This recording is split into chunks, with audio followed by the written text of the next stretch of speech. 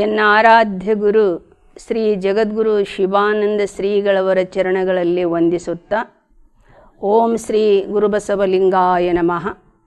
ಪ್ರಾತಸ್ಮರಣೀಯರಾದ ಬಸವಾದಿ ಶಿವಶರಣರನ್ನು ಸ್ಮರಿಸಿಕೊಳ್ಳುತ್ತಾ Basava T V ವೀಕ್ಷಕ ಶರಣ ಬಂಧುಗಳಿಗೆ ಶರಣು ಶರಣಾರ್ಥಿಗಳು.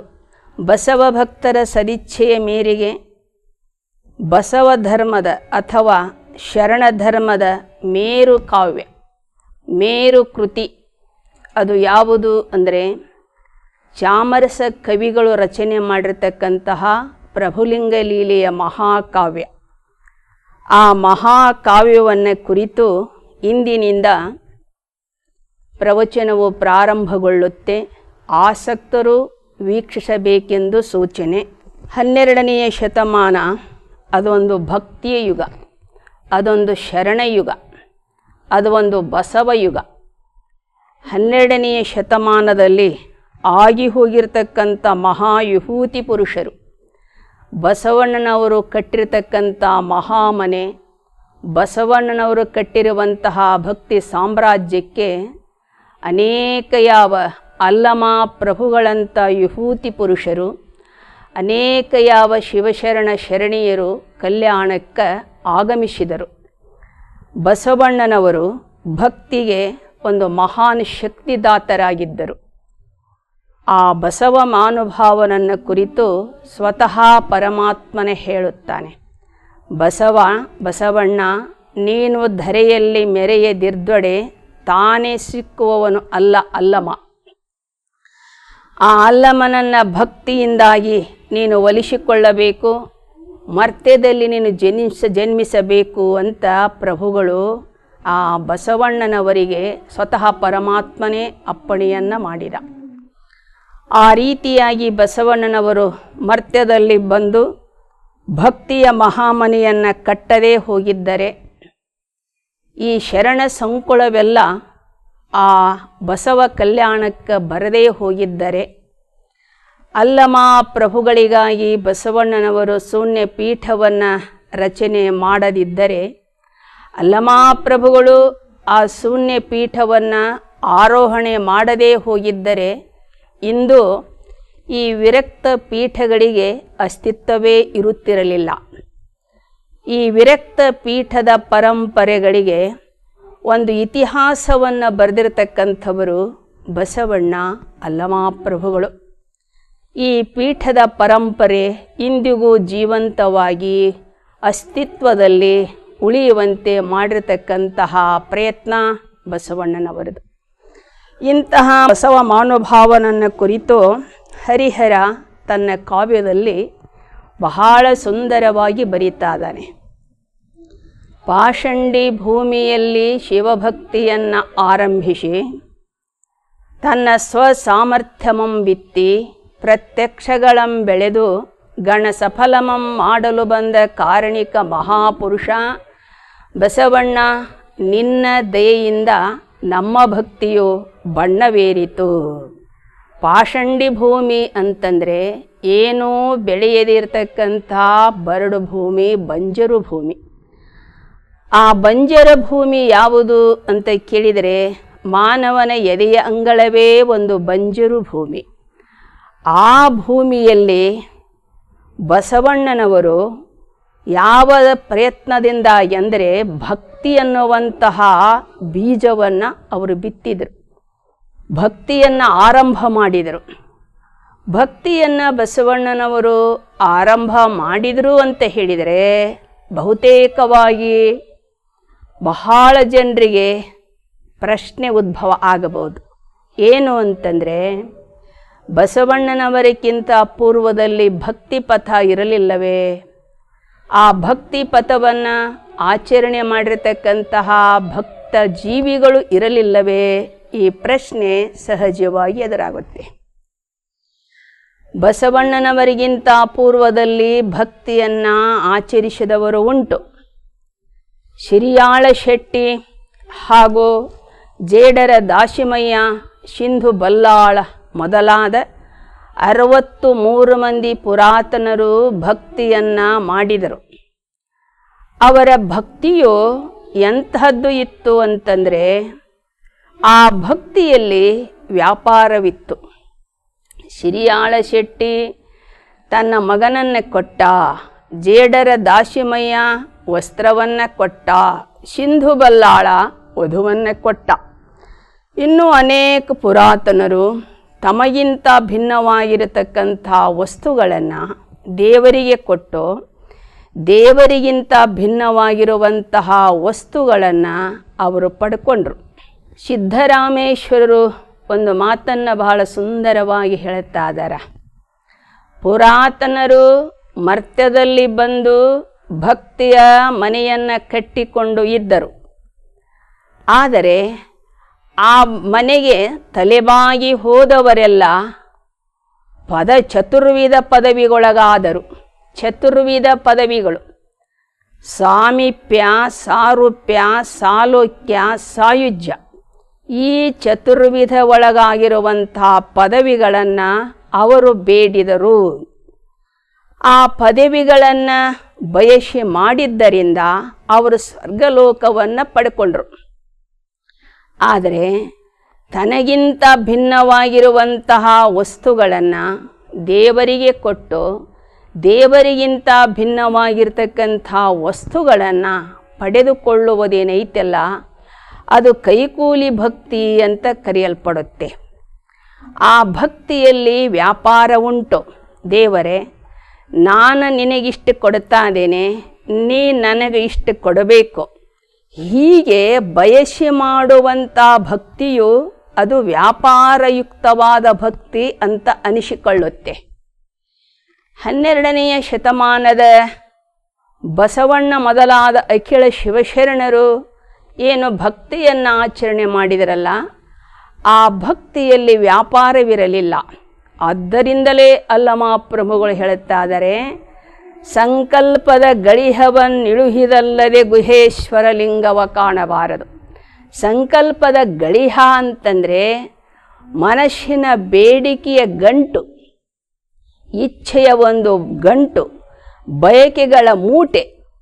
ಯಾವುದೇ ಒಂದು ದೇವಸ್ಥಾನಕ್ಕೆ ನಾವು ಹೋದರೆ ದೇವರಲ್ಲಿ ಪ್ರಾರ್ಥನಾ ಮಾಡ್ತಾ ಇದ್ದೇವೆ, ದೇವರೇ ನೀನು ನನಗೆ ಇದನ್ನು ಕೊಟ್ಟರೆ ನಾನು ನಿನಗೆ ಇದನ್ನು ಕೊಡ್ತಾ ಇದ್ದೀನಿ. ದೇವರಿಗೆ ವಸ್ತುಗಳನ್ನು ಕೊಡುತ್ತೇನೆ ಅಂತ ಹೇಳಿ ದೇವರಿಗಿಂತ ಬೇರೆಯಾಗಿರ್ತಕ್ಕಂತಹ ವಸ್ತುಗಳನ್ನು ಪಡೆದುಕೊಳ್ಳುವಂಥದ್ದು ಅದು ವ್ಯಾಪಾರಯುಕ್ತವಾಗಿರುವಂಥ ಭಕ್ತಿ ಅಂತ ಅನಿಸಿಕೊಳ್ಳುತ್ತೆ. ಇಲ್ಲಿ ಪ್ರಭುಗಳು ಹೇಳ್ತಾ ಇದ್ದಾರೆ ಏನಂತ, ಸಂಕಲ್ಪದ ಗಳಿಹವನ್ನಿಳುಹಿದಲ್ಲದೆ ನಮ್ಮ ಒಳಗಿರ್ತಕ್ಕಂತಹ ಅನೇಕ ಬಯಕೆಗಳನ್ನು ಹೊತ್ತುಕೊಂಡು ನಾವು ದೇವರಿಗೇನು ಪ್ರಾರ್ಥನೆಯನ್ನು ಮಾಡ್ತಾ ಇದ್ದೇವಲ್ಲ, ಈ ಗಳಿಹ ಬೇಡ, ಈ ಸಂಕಲ್ಪದ ಗಂಟು ಬೇಡ. ದೇವರಲ್ಲಿ ದೇವನನ್ನು ನಾವು ಪ್ರಾರ್ಥಿಸಬೇಕಾದರೆ, ದೇವ ನೀನು ಒಬ್ಬ ಇದ್ರೆ ಸಾಕು, ನನಗೆ ಇನ್ನೇನೂ ಬೇಡ. ತನ್ನನ್ನೇ ದೇವರಿಗೆ ಕೊಟ್ಟು ದೇವರನ್ನೇ ತನ್ನವನನ್ನಾಗಿ ಮಾಡಿಕೊಳ್ಳುವ ಭಕ್ತಿ ಏನೈತೆಲ್ಲ, ಅದು ನಿಜವಾಗಿರ್ತಕ್ಕಂಥ ಅನನ್ಯವಾಗಿರುವ ಭಕ್ತಿ. ಅನ್ಯ ಭಕ್ತಿಯನ್ನು ಪುರಾತನರು ಮಾಡಿದರು, ಅನನ್ಯ ಭಕ್ತಿಯನ್ನು ಬಸವಾದಿ ಶಿವಶರಣರು ಆಚರಿಸಿದರು. ಅನ್ಯ ಭಕ್ತಿಯಲ್ಲಿ ಬೇಡಿಕೆ ಉಂಟು, ಅನನ್ಯ ಭಕ್ತಿಯಲ್ಲಿ ಬೇಡಿಕೆ ಇಲ್ಲ. ತನ್ನನ್ನೇ ದೇವನಿಗೆ ಅರ್ಪಿಸಿಕೊಂಡು ಆ ದೇವರನ್ನೇ ತನ್ನವನನ್ನಾಗಿ ಮಾಡಿಕೊಳ್ಳುವುದೇನೈತಿಲ್ಲ, ಇದು ನಿಜವಾಗಿರುವಂಥ ಭಕ್ತಿ. ಇದನ್ನು ಸಿದ್ಧರಾಮೇಶ್ವರ ಹೇಳ್ತಾ ಇದ್ದಾರೆ. ಬಸವಣ್ಣ ಬಂದು ಮರ್ತ್ಯದಲ್ಲಿ ಮಹಾಮನೆಯನ್ನು ಕಟ್ಟಿದರೆ ಮರ್ತ್ಯ ಲೋಕವೆಲ್ಲವೂ ಭಕ್ತಿ ಸಾಮ್ರಾಜ್ಯವಾಯಿತು. ಆ ಮನೆಗೆ ತಲೆಬಾಗಿ ಹೋದವರೆಲ್ಲರೂ ನಿಜೈಕ್ಯ ಪದವಿಯನ್ನು ಪಡೆದರು. ಹೀಗೆ ಹೇಳುವಲ್ಲಿ ಆ ಪುರಾತನರ ಭಕ್ತಿಗೂ ಈ ಶರಣರ ಭಕ್ತಿಗೂ ಎಷ್ಟು ವ್ಯತ್ಯಾಸ ಇದೆ ಎಂಬುದು ನಮಗೆ ಅರ್ಥವಾಗುತ್ತೆ. ಹಾಗೆ ದೇವನನ್ನು ನಾವು ಪ್ರಾರ್ಥಿಸುವಲ್ಲಿ, ಧ್ಯಾನಿಸುವಲ್ಲಿ, ಚಿಂತಿಸುವಲ್ಲಿ ಬೇಡಿಕೆಗಳ ಒಂದು ಬಯಕೆಯ ಪಟ್ಟಿಯನ್ನು ಇಟ್ಟುಕೊಳ್ಳಬಾರದು. ನಿನ್ನ ಒಲಿಮೆ ಒಂದು ಇದ್ರೆ ಸಾಕು ನನಗೆ ಅಂತ ಶರಣಾಗತ ಮನೋಭಾವವನ್ನು ವ್ಯಕ್ತ ಮಾಡಿ ದೇವನ ಕೃಪೆಯನ್ನು ಸಂಪಾದಿಸಬೇಕು. ಆ ದೃಷ್ಟಿಯಲ್ಲಿ ಬಸವಣ್ಣನವರು ಮರ್ತ್ಯಲೋಕದ ಮಾನವನ ಎದೆಯ ಅಂಗಳದಲ್ಲಿ, ಇಲ್ಲಿ ಭೂಮಿ ಅಂದರೆ ಯಾವುದು, ಪಾಷಂಡಿ ಭೂಮಿ ಅಂದರೆ ಯಾವುದು ಅಂದರೆ ಹೊರಗಿನ ಭೂಮಿ ಅಂತ ನಾವು ಅರ್ಥ ಮಾಡಬಾರದು. ಮಾನವನ ಎದೆಯ ಅಂಗಳವೇ ಒಂದು ಬರಡು ಭೂಮಿ. ಈ ಬರಡು ಭೂಮಿಯಲ್ಲಿ ಏನನ್ನು ಆರಂಭ ಮಾಡಿದರು ಅಂತಂದರೆ ಭಕ್ತಿಯನ್ನು ಆರಂಭಿಸಿದರು. ಎಂತಹ ಮಹಾತ್ಮರೇ ಆಗಲಿ, ಎಂತಹ ಮಹಿಮಾ ಪುರುಷರೇ ಆಗಲಿ, ಸಿದ್ಧ ಸಾಧಕರೇ ಆಗಲಿ, ಪ್ರಥಮವಾಗಿ ಅಧ್ಯಾತ್ಮ ಕ್ಷೇತ್ರಕ್ಕೆ ಅವರು ಮುನ್ನಡೆದು ಬರಬೇಕಾದರೆ, ಸಾಧನಾ ಪಥದಲ್ಲಿ ಅವರು ಮುಂದುವರಿಯಬೇಕಾದರೆ ಪೂರ್ವಭಾವಿಯಾಗಿ ಯಾವ ಸಾಧನ ಎಲ್ಲರಿಗೂ ಅದು ಸಹಜ ಅಂತ ಕೇಳಿದರೆ ಭಕ್ತಿಯ ಮಾರ್ಗ ಅನ್ನುವಂಥದ್ದು. ಆ ಭಕ್ತಿಯನ್ನು ಆರಂಭ ಮಾಡಿದರು ಬಸವಣ್ಣನವರು. ಮಾನವನ ಎದೆಯ ಅಂಗಳದಲ್ಲಿ ಭಕ್ತಿಯನ್ನು ಆರಂಭಿಸಿದರು. ಮುಂದೆ ಬರಿತಾದರೆ ಹರಿಹರ ಕವಿ ಬರೀತಾದನಲ್ಲ, ಸಾಮರ್ಥ್ಯಮಂ ಬಿತ್ತಿ. ಬಸವಣ್ಣನವರು ಏನನ್ನು ಬಿತ್ತಿದರು ಅಂತಂದರೆ ಸಾಮರ್ಥ್ಯಮಂ ಬಿತ್ತಿ. ಎಂಥ ಸಾಮರ್ಥ್ಯ ಅದು ಅಂತ ಕೇಳಿದರೆ, ಇವತ್ತು ಅವರು ಬಿತ್ತಿರ್ತಕ್ಕಂಥ ಸಾಮರ್ಥ್ಯ ಸಾಮಾಜಿಕವಾಗಿ, ಆರ್ಥಿಕವಾಗಿ, ಔದ್ಯೋಗಿಕವಾಗಿ, ಏನೆಲ್ಲ ಸಾಹಿತ್ಯಿಕವಾಗಿ, ಧಾರ್ಮಿಕವಾಗಿ, ಆಧ್ಯಾತ್ಮಿಕವಾಗಿ ಈ ಎಲ್ಲ ಕ್ಷೇತ್ರಗಳಲ್ಲಿಯೂ ಕೂಡ ತಮ್ಮ ಒಂದು ಸಾಮರ್ಥ್ಯಮಂ ಬಿತ್ತಿದರು ಎಂಬಂದರೆ ಏನು, ಮಾನವೀಯ ಮೌಲ್ಯಗಳನ್ನು ಬಿತ್ತಿದರು ಅಂತ ಅರ್ಥ. ಮನುಷ್ಯನಿಗೆ ಒಂದು ವೇಟ ಬರಬೇಕಾದರೆ, ಮನುಷ್ಯನಿಗೆ ಒಂದು ಯೋಗ್ಯತೆ ಅರ್ಹತೆ ಬರಬೇಕಾದರೆ, ಇವಾಗ ಏನನ್ನು ತುಂಬಿದರೆ, ಏನನ್ನು ಇವಾಗ ನಮ್ಮ ಬದುಕಿಗೆ ರೂಢಿಸಿಕೊಂಡ್ರೆ ಒಂದು ವೇಟ ಬರುತ್ತೆ ಅಂತಂದರೆ ಅಲ್ಲಿ ದೈವಿ ಮೌಲ್ಯಗಳನ್ನು, ದೈವಿ ಗುಣಗಳ ಸಂಪಾದನೆಯನ್ನು ಬಸವಣ್ಣನವರು ಎಲ್ಲ ಕ್ಷೇತ್ರದಲ್ಲಿಯೂ ಕೂಡ ಈ ಮೌಲ್ಯಗಳನ್ನು, ದೈವಿ ಮೌಲ್ಯಗಳನ್ನು ಬಿತ್ತಿ ಬೆಳೆದರು ಅಂತ ಅರ್ಥ, ಬಿತ್ತಿದರು ಅಂತ ಅರ್ಥ. ಹಾಗಾದರೆ ಯಾವ ಸಾಮರ್ಥ್ಯ ಅದು? ಈಗ ಸಾಮಾನ್ಯವಾಗಿ ಒಂದು ಉದಾಹರಣೆ, ಲೌಕಿಕವಾಗಿರುವಂಥ ಉದಾಹರಣೆ, ಒಂದು ಖಾಲಿ ಬಾಟ್ಲಿ ಇದೆ ಅಂತ ನೀವು ಭಾವಿಸಿಕೊಳ್ಳಿ. ಇಲ್ಲಿ ಆ ಖಾಲಿ ಬಾಟ್ಲಿಗೆ ಏನೂ ಬೆಲೆ ಇರೋದಿಲ್ಲ, ಸುಮ್ಮನೆ ರೋಡಿನಲ್ಲಿ ಬಿಸಾಕಿರ್ತಾರೆ. ಆ ಬಾಟ್ಲಿಯಲ್ಲಿ ನಾವು ಅಷ್ಟು ಫಿಲ್ಟರ್ ನೀರು ತುಂಬಿಬಿಟ್ರೆ ಈಗ ಅದು ಎಷ್ಟು ಬೆಲೆ ಕಾಣುತ್ತೆ ಅಂತಂದರೆ 15 ರೂಪಾಯಿ ಬೆಲೆ ಕಾಣುತ್ತೆ. ಒಂದು ಖಾಲಿ ಬಾಟ್ಲಿ 15 ರೂಪಾಯಿ ಬೆಲೆ ಕಾಣುತ್ತೆ. ಈಗ ಆ ನೀರನ್ನು ತೆಗೆದು ಹಾಲನ್ನು ತುಂಬ್ರಿ.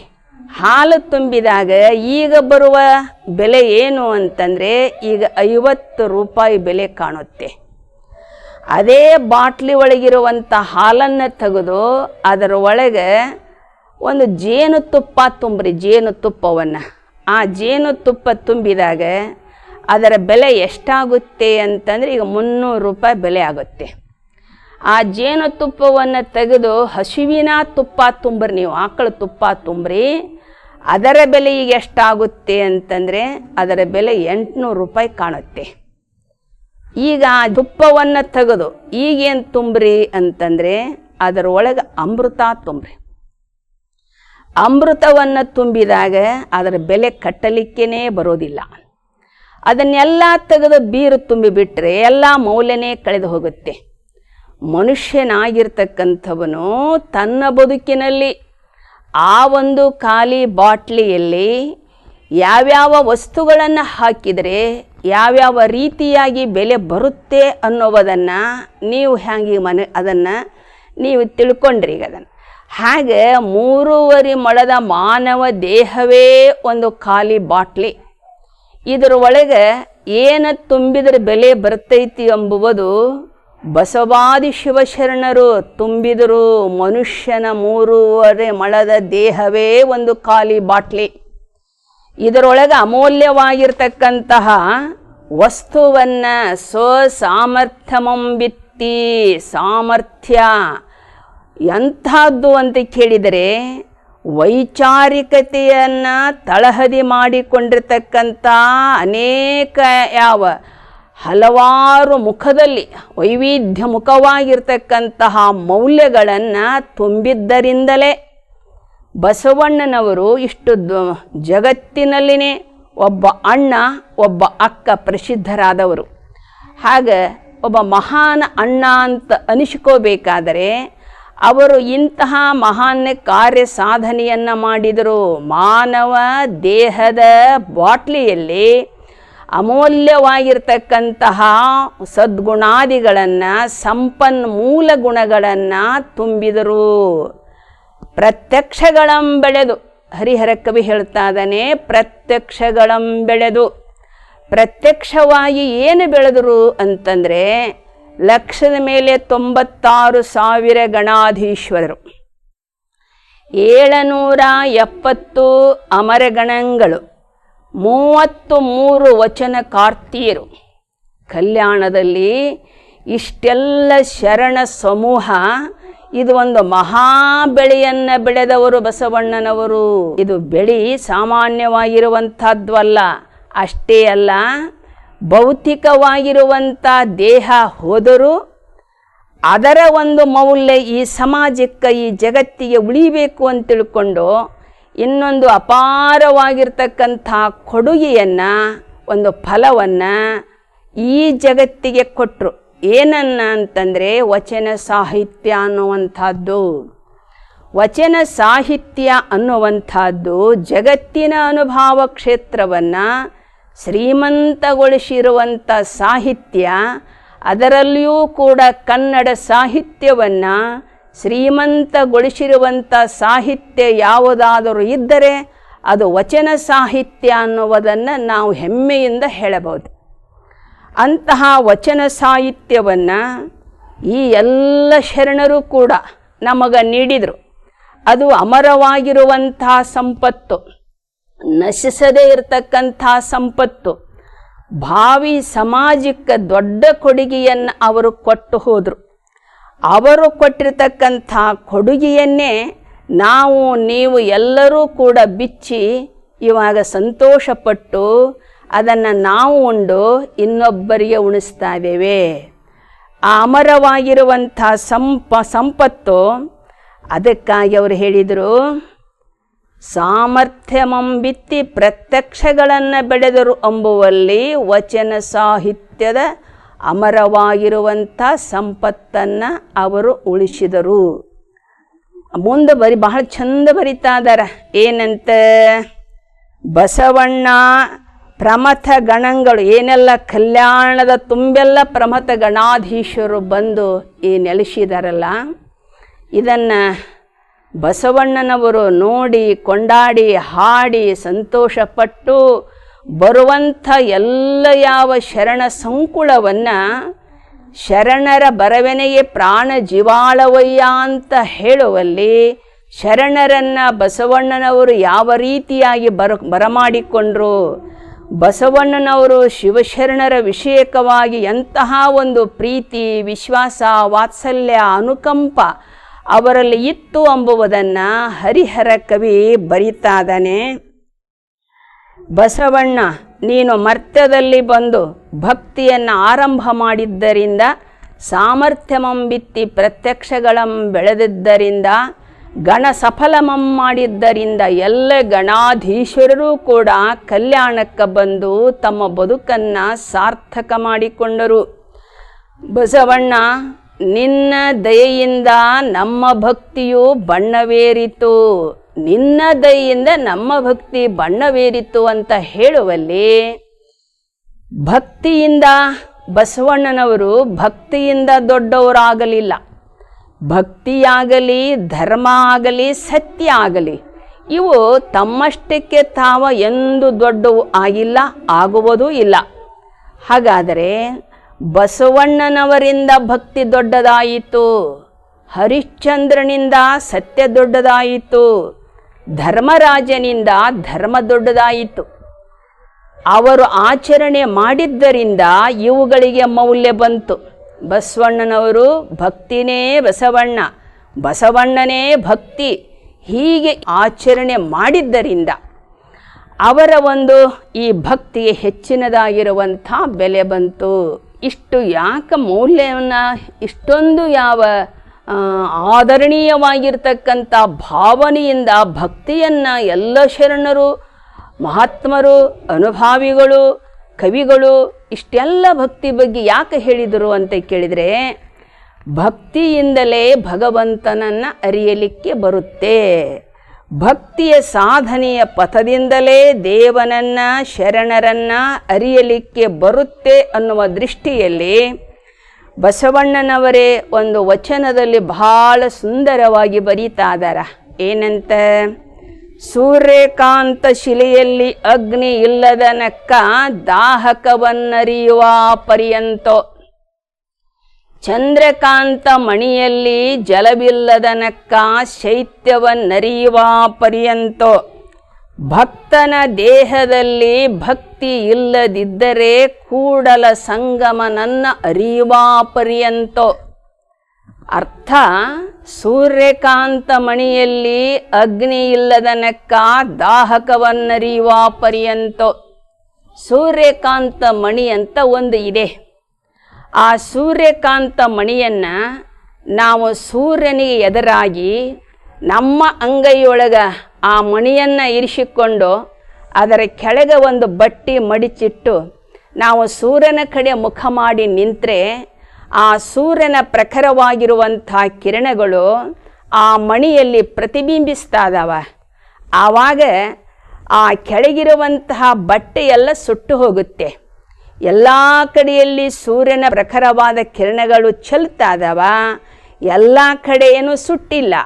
ಆದರೆ ಇಲ್ಲಿ ಸೂರ್ಯ ಮಣಿ ಇರುವುದರಿಂದ ಅವನ ಒಂದು ವಿಶೇಷವಾದ ಕಿರಣಗಳು ಅದರಲ್ಲಿ ಪ್ರತಿಬಿಂಬಿತವಾಗುವುದರಿಂದ ಅದು ವಿಶೇಷವಾಗಿ ಆ ಸೂರ್ಯಕಾಂತ ಮಣಿ ವಿಶೇಷವಾಗಿ ಸೂರ್ಯನ ಕಿರಣಗಳನ್ನು ಆಹ್ವಾನಿಸುವುದರಿಂದ ಅದು ಅತಿಯಾಗಿರುವಂಥ ಅದರ ಒಂದು ಶಾಖ ಅಂದರೆ ಕಿರಣಗಳು ಅದರ ಮೇಲೆ ಬಿದ್ದಾಗ ಅದರ ಕೆಳಗಿರುವಂಥ ಬಟ್ಟೆಯೆಲ್ಲ ಸುಟ್ಟು ಹೋಗುತ್ತೆ.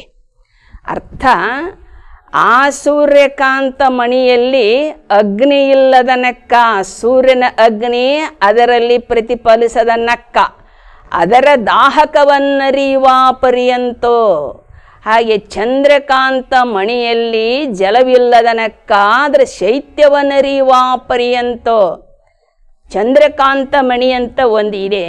ಆ ಚಂದ್ರಕಾಂತ ಮಣಿಯನ್ನು ಚಂದ್ರ ಉದಯವಾದಾಗ ಅವನಿಗೆ ಎದುರಾಗಿ ಆ ಮಣಿಯನ್ನು ನಾವು ಹೀಗೆ ಹಿಡಿದು ನಿಂತೀವಿ ಅಂತಂದರೆ ಅವನ ತಂಪಾಗಿರುವಂಥ ಕಿರಣಗಳು ಇದರೊಳಗೆ ಪ್ರತಿಫಲಿಸಿ ಆ ನೀರಿನ ತಂಪಿನ ಸ್ಪರ್ಶದಿಂದಾಗಿ ನೀರಿನ ಹನಿಗಳು ಸಹಜವಾಗಿ ಒಸರ್ತಾ ಇದ್ದಾವ.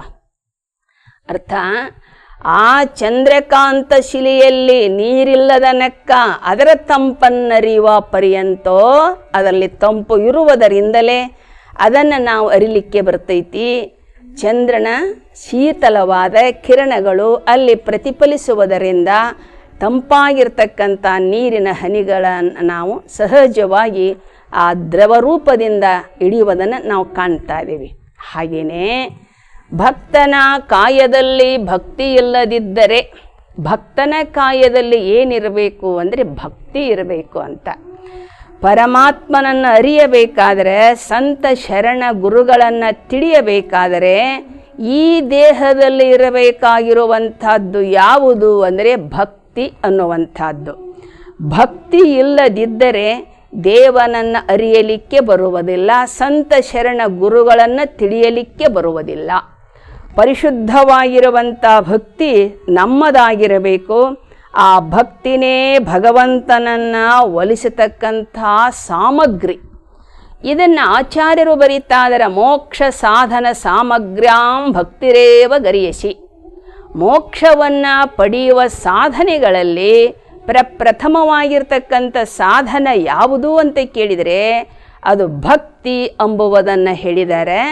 ಹಾಗಾದರೆ ಭಕ್ತಿ ಅಂದರೆ ಏನು ಅಂದರೆ ಪರಿಶುದ್ಧವಾಗಿರ್ತಕ್ಕಂಥ ಪ್ರೀತಿ, ಪರಿಶುದ್ಧವಾಗಿರ್ತಕ್ಕಂತಹ ವಾತ್ಸಲ್ಯ, ಅದು ಏನೈತಲ್ಲ ಅದು ಭಕ್ತಿ ಅಂತ ಅನಿಸಿಕೊಳ್ಳುತ್ತೆ. ಅಂಥ ಭಕ್ತಿಯನ್ನು ನಾವು ನೀವೆಲ್ಲ ಆಚರಣೆ ಮಾಡೋಣ. ಇಂದಿನ ಸಂಚಿಕೆಗೆ ವಿರಾಮ. ಬಸವ ಟಿ ವಿ ವೀಕ್ಷಕರಿಗೆಲ್ಲ ಶರಣಾರ್ಥಿಗಳು.